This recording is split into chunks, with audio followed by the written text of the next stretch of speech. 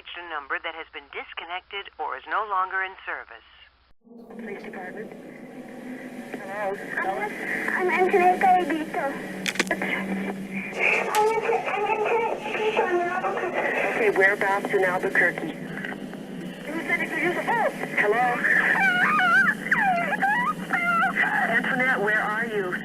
Anthonette? Hello?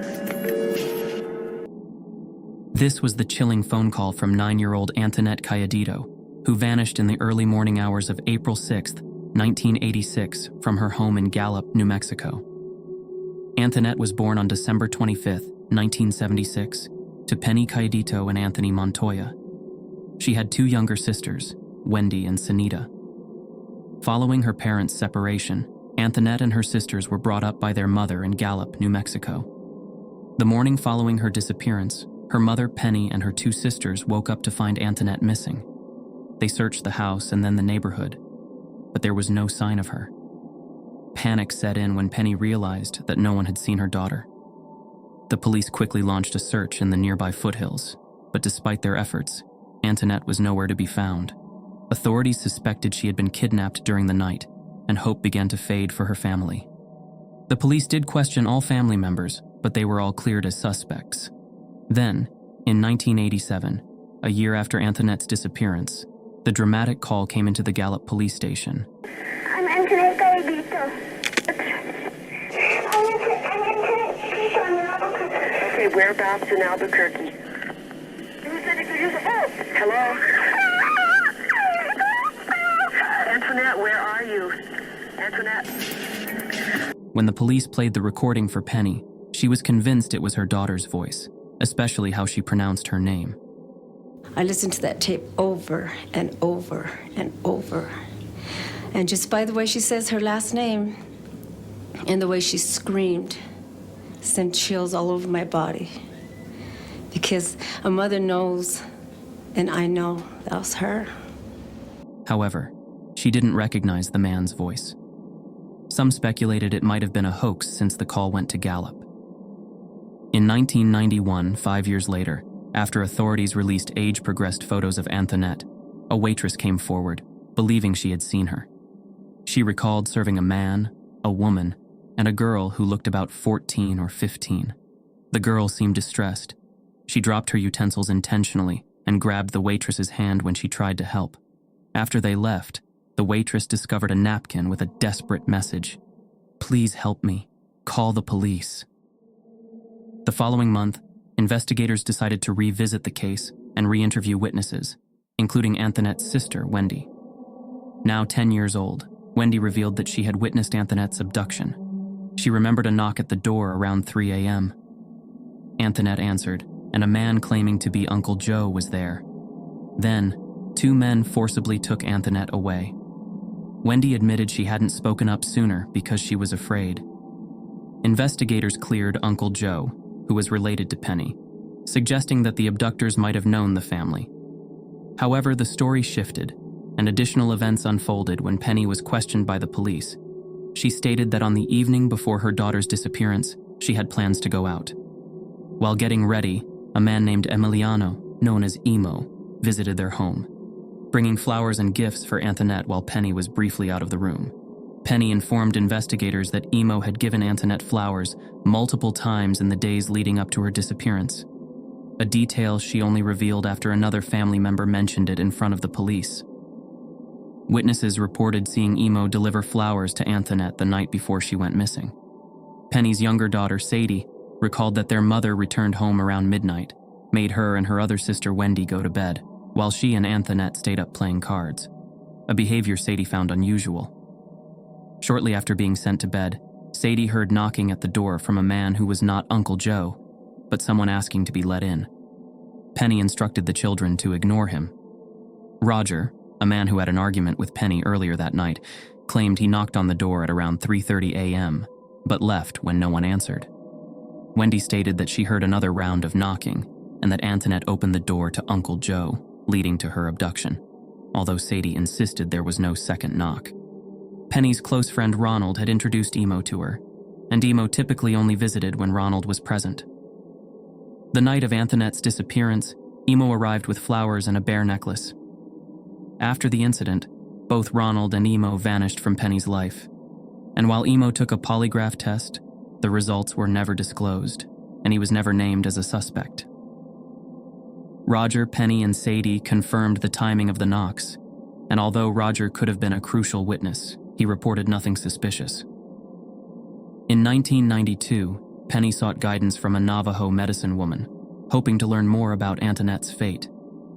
During a ceremony intended to reach the spirit of a missing person, the medicine woman claimed that Anthonette was still alive, possibly with a child, but being held against her will somewhere in the Southwest.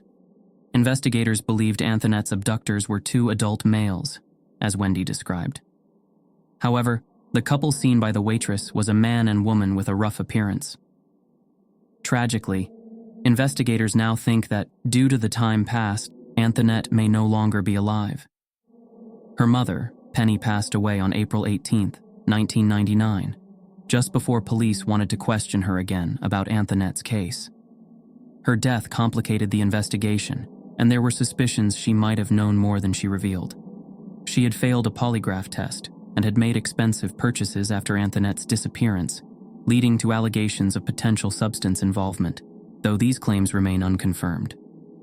If Anthonette Cayedito is still alive today, she would be in her 40s. Sadly, her father, Anthony, passed away in 2012. The search for Anthonette continues, and her family still holds on to hope for answers. I pray that God will help guide her and help guide all of us to keep the strength to go on, to find her and bring her home safe. 911 emergency. Yes, I'm in the middle of the field. The Staple just pushed some guys over. Right here going towards Javelin on both sides. My truck ran out of gas. There's one car here and got chased to the woods. Please hurry. Okay, now run that by me. I'm not talking to him. I actually ran into him. Ah, you ran into him. Okay. That's the first guy. Do you need an ambulance? Yeah, no, I need the cops. Okay. Is anybody hurt? Hello? Hello? Hello? This would be one of Brandon Lawson's last calls he would ever make on the evening of August 8, 2013. Brandon Lawson was born on November 18, 1986, in Fort Worth, Texas, to Brad and Kimberly. He had one sister, Brittany, and two brothers, Kyle and Billy. Brandon met Ladessa Lofton, his longtime girlfriend, during high school, and together they had 4 children. On August 8, 2013, 26-year-old Brandon and his longtime girlfriend, Ladessa, got into a heated argument after Ladessa suspected Brandon was using substances again, even though he had been clean for 6 months. When he didn't come home the previous night, she feared he had relapsed. The argument escalated, and Ladessa told Brandon to leave their home in San Angelo, Texas, where they lived with their 4 children. He left in his pickup truck around 11:54 p.m., heading to his parents' house near Fort Worth, Texas, but he never made it. Shortly after departing, Brandon ran out of gas on a lonely stretch of Route 277. At 12:30 a.m., he called his brother Kyle for help. Kyle informed Ladessa about the situation, and knowing things were tense between them, she left an empty gas can on the porch for Kyle to fill and take to Brandon. Kyle made his way to Brandon's location in the early morning hours of August 9th. Over the next 50 minutes, they exchanged multiple phone calls, but poor reception caused many to drop. During one call, Brandon mentioned feeling chased by the Mexicans in the neighborhood. Kyle, concerned about his brother's history of substance use, believed Brandon was under the influence, but Brandon denied it. At one point, Brandon sounded distressed and claimed he was injured. Shortly after these conversations, Brandon called 911 at 12:50 a.m. 911 emergency. Yes, I'm in the middle of the field. The Staple just pushed some guys over. Right here going towards Javelin on both sides.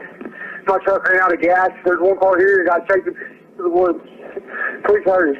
Okay, now run that by me. I'm not talking to him. I actually ran into him. Ah, you ran into him. Okay. That's the first guy. Do you need an ambulance? Yeah, no, I need the cops. Okay. Is anybody hurt? Hello? Hello? Although not every word was clear, he sounded scared and frantic. Shortly after, a passing truck driver called 911 at 12:58 a.m., reporting Brandon's abandoned truck parked dangerously on the roadside. At 1:18 a.m., Kyle called Brandon again, who sounded out of breath and said he was bleeding. Kyle assured him he was on his way, assuming Brandon had just tripped.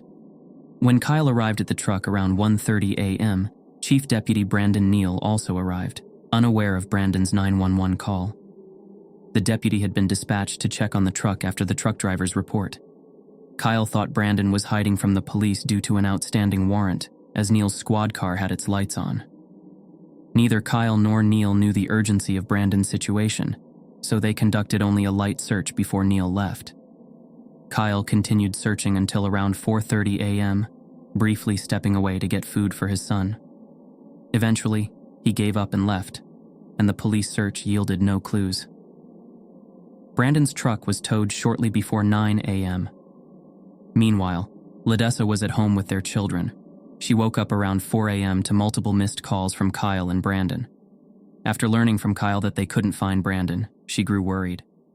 In the following days, searches continued, but no sign of Brandon was found, except for an indentation under a tree, suggesting he might have been watching Kyle and Neal. Authorities initially suspected Kyle of involvement in Brandon's disappearance, but after interviews and passing 2 polygraph tests, he was cleared. With little evidence to go on, theories about Brandon's fate began to emerge. Police maintained that he had left voluntarily to escape his warrant, while his family strongly disagreed, insisting he would never abandon them. Brandon had cashed out his $401,000 check received from his employer shortly before disappearing, further fueling the belief that he intended to start a new life. However, it remained unclear whether he received that money, as his final paycheck remained untouched. The rough terrain where Brandon went missing was known to harbor dangers like rattlesnakes and feral hogs, leading some to speculate that he may have had a fatal encounter with wildlife. Others questioned the truck driver who reported Brandon's vehicle, though no evidence linked him to the disappearance. In February 2022, the previously private area where Brandon was believed to have run to became public land, allowing Brandon's family and volunteers to search it. They discovered clothing matching what he wore the night he disappeared and promptly contacted Texas Rangers. This search led to the discovery of human remains, though DNA testing is needed for identification. As of 2024, the DNA results are still pending, but were confirmed the remains were male. When people questioned why the result were taking so long, the police stated that because only a few small remains were found, it creates a challenge for the laboratory, as each analysis destroys a portion of the remains. Additionally, the remains were exposed to the elements for more than 8 years, leading to significant degradation of the DNA. The case remains unresolved, however, Brandon's family believe the remains found do belong to him. Could Brandon have possibly saw something that he was not supposed to? Or was he simply hallucinating due to substances he might have taken? Where are we by? We're just heading south of Beaumont, or north of Beaumont. We're heading north of Beaumont. Yo, where are we going? No, this is a... Are you f***ing kidding me? You better not take me anywhere I don't want to go. I want to go into the city. Jeez. Yo, we're not going into the city, are we? No, we're not. Then where the f*** these roads going to? 50th Street. 50th Street. Are you sure? Absolutely. Yo, where are we going? 50th Street. 50th Street? 50th Street. East, right? East. Over now. Bravo. Bravo.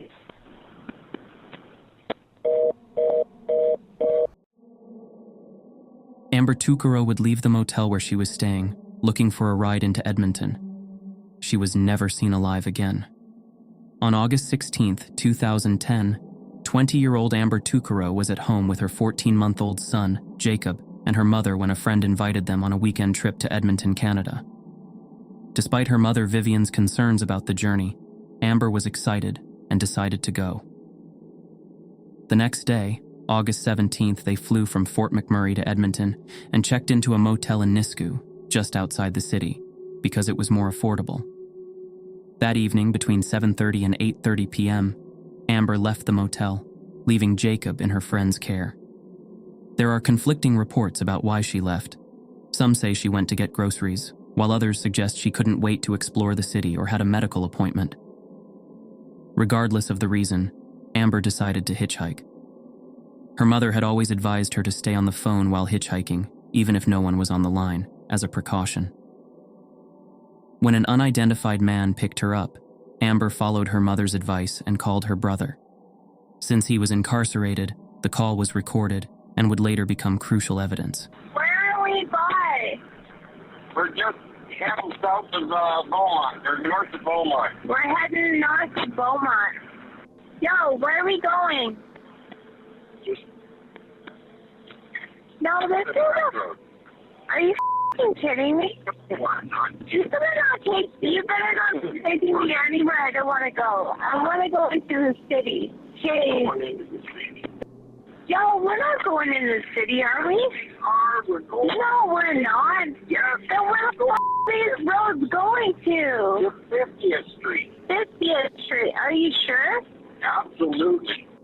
Yo, where are we going? 50th Street. 50th Street? 50th Street. East, right? East.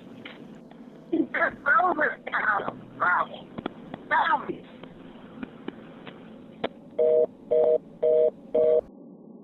The next morning, on August 18th, Amber hadn't returned, prompting her friend to call Vivian.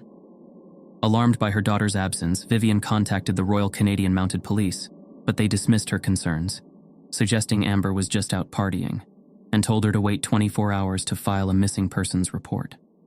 This response deeply upset her mother, as she knew Amber would never abandon Jacob.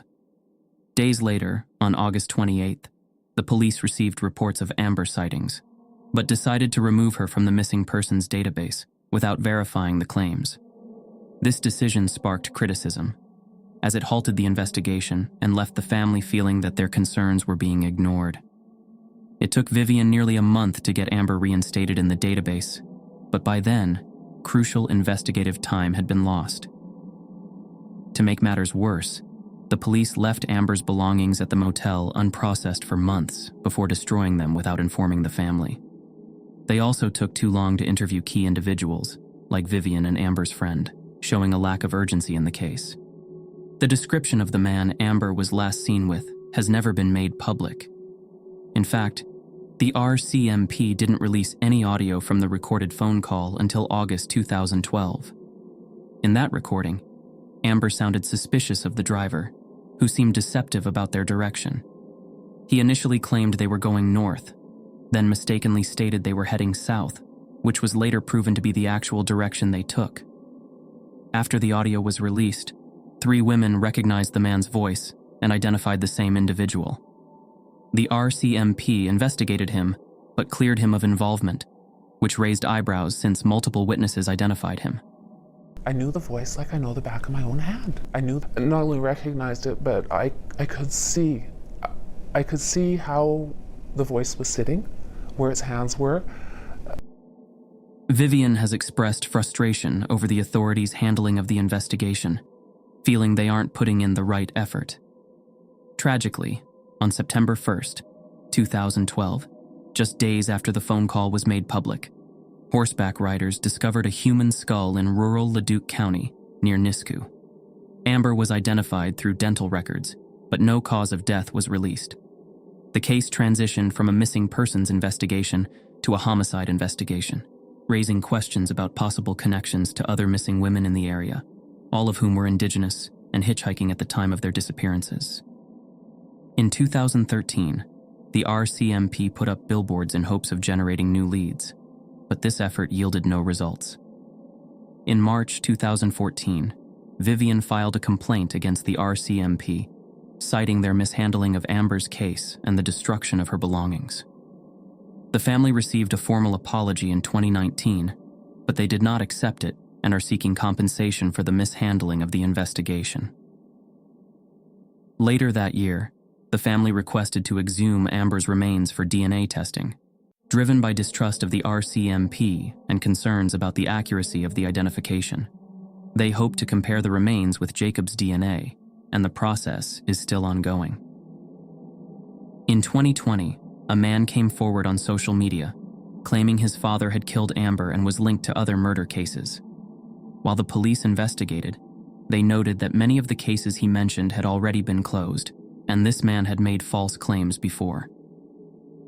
As of today, the case remains open but stagnant. The most widely accepted theory is that Amber was a victim of a serial killer in the area, although no formal connection has been established.